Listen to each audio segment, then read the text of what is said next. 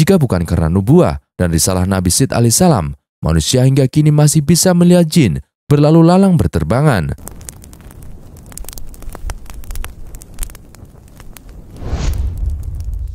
Assalamualaikum warahmatullahi wabarakatuh.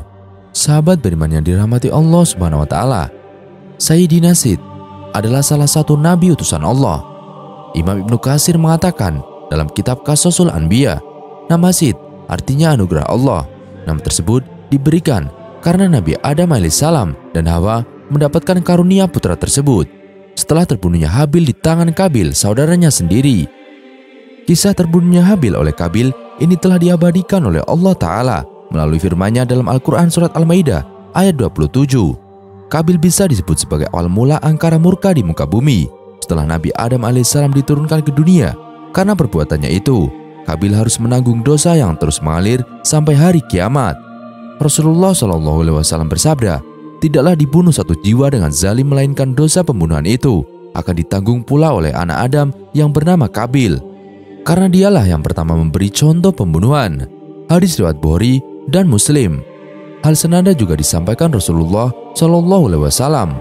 Barang siapa memulai perkara baik yang disyariatkan, maka baginya pahala, dan pahala orang yang mengikutinya sampai terjadinya hari kiamat. Dan barang siapa yang memulai perkara jelek, maka baginya dosanya dan dosa-dosa orang yang mengikutinya sampai terjadinya hari kiamat. Hadis riwayat Muslim. Dikisahkan, setelah Nabi Adam alaihissalam mengetahui Habil terbunuh, Nabi Adam sangat bersedih dalam waktu yang lama. Maka Allah Subhanahu wa taala berfirman kepadanya, "Hai Adam, sampai kapan tangisan dan kesedihan ini? Sesungguhnya aku akan memberikan pengganti dari anak itu untukmu, dengan anak yang terpercaya dan akan menjadi seorang nabi. Dari keturunannya akan kujadikan para nabi hingga hari kiamat. Tandanya adalah dia akan dilahirkan sendirian, tidak mempunyai saudara sekandung. Apabila lahir anak itu, berilah ia nama Syed. Seperti yang kita ketahui bahwa sebelumnya setiap kali melahirkan Hawa selalu melahirkan anak kembar. Namun kelahiran Nabi Syed alaihissalam tidak memiliki saudara kembar. Ketika Hawa mengandung Nabi Syed alaihissalam, kandungannya tidak terasa berat dan Hawa melahirkannya tanpa bersusah payah. Hawa melahirkan Nabi Syed beberapa tahun setelah terjadinya pembunuhan Habil oleh saudaranya, yaitu Qabil. Dalam kitab Qasasul Anbiya, Imam Ibnu Katsir dikatakan Nabi Adam alaihissalam sempat menderita sakit selama beberapa hari sebelum wafat. Saat masih sakit, Nabi Adam alaihissalam berwasiat kepada putranya, yaitu Syed, yang akan meneruskan wasilah kenabian. Menerima beberapa wasiat dari ayahnya, termasuk perintah untuk memerangi Qabil si pendengki. Nabi Adam alaihissalam juga memberitahukan putranya Syed tentang akan terjadinya topan dan kehancuran alam. Selain itu, diajarkan pula kepadanya tentang waktu-waktu ibadah dalam sehari semalam. Dikeluarkan juga seutas tali dari sutra yang memuat gambaran tentang para nabi dan orang-orang yang akan menguasai dunia. Tali tersebut diturunkan kepada Adam dari surga dan diberikannya kepada putranya Syed untuk disimpan di dalam tabut, jenis peti yang harus terkunci. Nabi Adam alaihissalam lalu mencabut beberapa lembar rambut dari janggutnya dan meletakkannya ke dalam tabut sambil berkata, "Hai anakku, ambillah rambut-rambut ini dan bawalah bersamamu. Ketika menghadapi urusan yang penting, rambut-rambut ini akan membantumu mengalahkan musuh selama masih ada bersamamu. Apabila engkau melihat rambut-rambut tersebut memutih, maka ketahuilah bahwa ajalmu telah dekat dan engkau akan meninggal pada tahun itu." Perlu kita ketahui bersama bahwa sampai wafatnya Nabi Adam alaihissalam tidak berubah atau memutih baik rambut ataupun janggutnya, karena orang pertama yang rambutnya memutih atau memiliki uban adalah Nabi Ibrahim alaihissalam. Maka pesan Nabi Adam alaihissalam kepada putranya, yaitu Syed, tentang rambut dan janggutnya yang diberikan akan memutih adalah sebagai petunjuk atau tanda sudah dekatnya ajal Nabi Syed alaihissalam. Karena Nabi juga tidak memiliki uban, hingga masa Nabi Ibrahim barulah ada uban. Kemudian Nabi Adam alaihissalam mencabut cincinnya dan memberikannya kepada putranya, yaitu Syed, serta menyerahkan tabut dan suhuf yang diturunkan kepadanya. Kemudian Nabi Adam alaihissalam berkata, "Wahai anakku, perangilah saudaramu Qabil. Sesungguhnya Allah akan menolongmu untuk mengalahkannya." Perlu kita ketahui, kejahatan Qabil bukan hanya karena membunuh saudaranya Habil, tapi dalam pengungsiannya, Qabil tidak mengikut syariat yang dibawa Nabi Adam alaihissalam, tapi malah membebaskan anak dan keturunannya untuk melakukan maksiat. tidak ada batasan antara laki-laki dan perempuan hingga seks bebas, maka hal ini jugalah yang membuat Nabi Adam alaihissalam memerintahkan Nabi Sid untuk memerangi Qabil. Wahab bin Munabih mengatakan, ketika Nabi Adam alaihissalam wafat, Nabi Sid alaihissalam telah berusia 400 tahun. Dia telah diberi tabut, tali, pedang, dan kudanya yang bernama Maimun yang telah diturunkan kepadanya dari surga. Apabila kuda itu meringklik, semua binatang yang melata di bumi menyambutnya dengan tasbih. Nabi Sid alaihissalam telah diwasiatkan untuk memerangi saudaranya yaitu Qabil.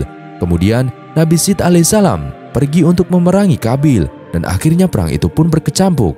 Itulah perang pertama yang terjadi antara anak-anak Nabi Adam alaihissalam di muka bumi.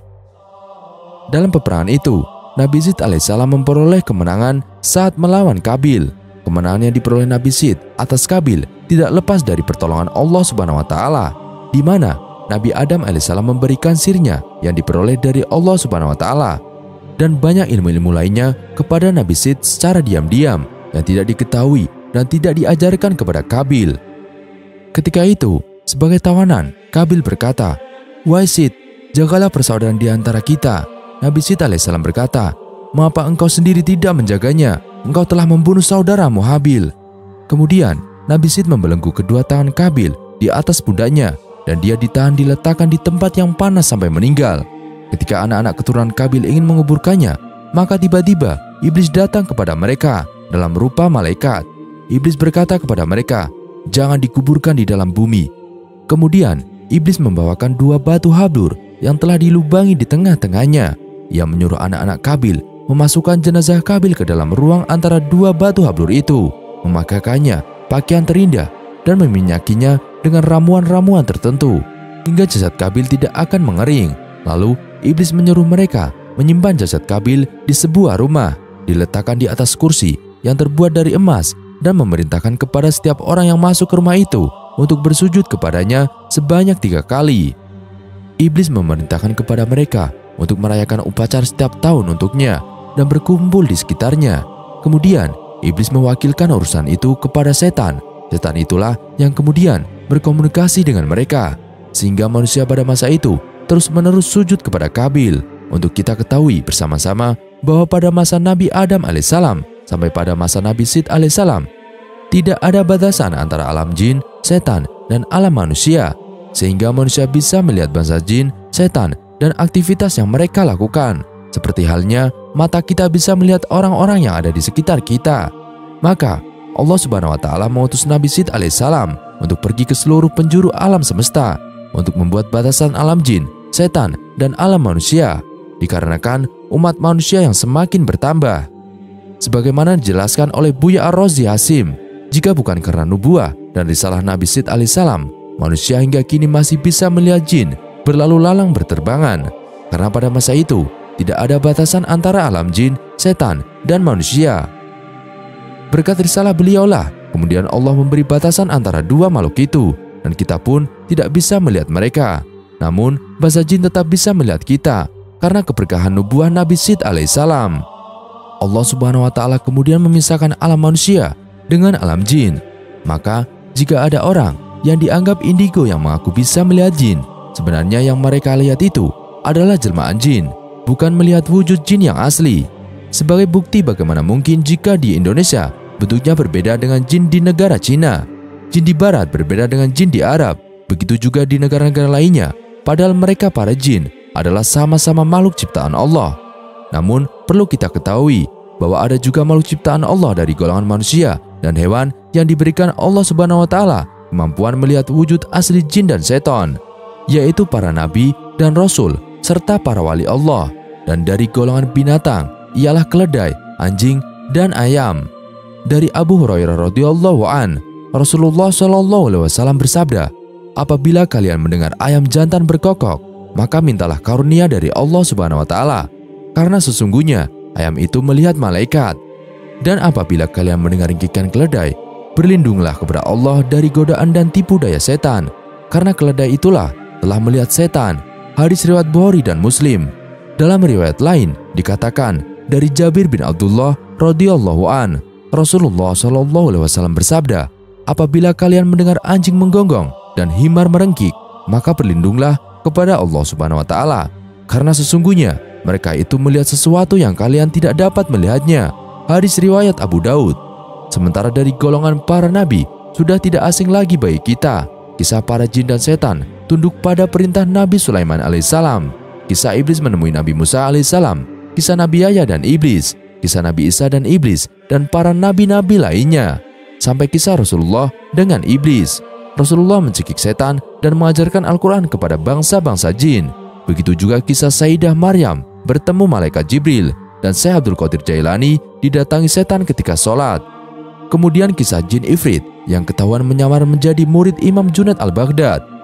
Para jin muslim belajar ilmu agama kepada para wali, dan masih banyak lagi. Dan mereka para nabi dan para wali yang hidup jauh setelah zaman Nabi Sid alaihissalam, yang telah menutup dinding antara alam jin, setan, dan alam manusia. Namun dengan izin Allah Subhanahu wa taala, mereka mampu melihat alam jin dan alam malaikat. Wahab bin Munabih mengatakan bahwa Hawa meninggal di zaman putranya Nabi Sid alaihissalam. Setelah meninggalnya Nabi Adam, Hawa tidak hidup lama, hanya setahun, dan meninggal di hari Jumat. Pada waktu yang sama, ketika dia diciptakan, dan diriwayatkan bahwa Hawa dikuburkan berdekatan dengan kuburan Nabi Adam alaihissalam. Setelah kepergian mereka, Allah Subhanahu wa taala menurunkan 50 sahifah kepada Nabi Sid alaihissalam. Beliaulah yang pertama mengeluarkan kata-kata hikmah. Dalam sebuah hadis yang diriwayatkan oleh Ilmu Hibban dari Abu Dzar, Rasulullah SAW bersabda, sesungguhnya Allah menurunkan 104 suhuf, sebanyak 50 suhuf diturunkan kepada Nabi Sid alaihissalam. Maka sebagai orang beriman, kita patut bersyukur, sebab andai hingga saat ini kita masih bisa melihat bahasa jin dan setan, pasti lebih banyak anak cucu Nabi Adam alaihissalam yang menjadi pengikutnya. Menurut Ibnu Abbas, terpilihnya Nabi Sid alaihissalam sebagai nabi karena ia memiliki kelebihan dari segi kecerdasan, keimanan, ketakwaan, dan kepatuhannya dibandingkan saudara-saudaranya. Dalam kitab Qasasul Anbiya dijelaskan bahwa ketika Nabi Sid alaihissalam telah diberi mandat kenabian, Nabi Adam alaihissalam sempat menyuruhnya untuk merahasiakan hal itu dari Kabil yang pendengki. Dengan adanya nur yang terlihat di wajah Nabi Sid, maka Nabi Adam selalu memperhatikan dan menjaganya. Ini dilakukan demi memuliakan dan mengagungkan nur Nabi Muhammad SAW yang ada dalam dirinya. Nabi Sid tumbuh sebagai pribadi yang memiliki akhlak mulia. Beliau bahkan diutus menjadi nabi dengan membawa ajaran yang Allah berikan padanya, hingga Allah mengirimkan sosok bidadari yang cantik dan rupawan kepadanya. Nabi Sid pun memilih bertempat tinggal di Mekah agar bisa melakukan ritual haji dan umroh di sana. Dia membangun kembali Ka'bah dengan lumpur kental dan tumpukan bebatuan. Mengutip buku Akhlak Para Nabi dari Nabi Adam hingga Muhammad oleh Taslang Rudi. Ketika jatuh sakit dan menjelang ajalnya, Nabi Sid alaihissalam menetapkan putranya atau Anus sebagai pelaksana wasiatnya. Sid meninggal pada usia 912 tahun dan dikuburkan di samping makam orang tuanya di dalam gua Gunung Abu Kubais. Wallahu a'lam bishawab. Sekian kisah kali ini. Kurang lebihnya kami mohon dimaafkan. Yang benar datanya dari Allah Subhanahu wa taala. Khilaf atau keliru datanya dari saya pribadi. Wassalamualaikum warahmatullahi wabarakatuh.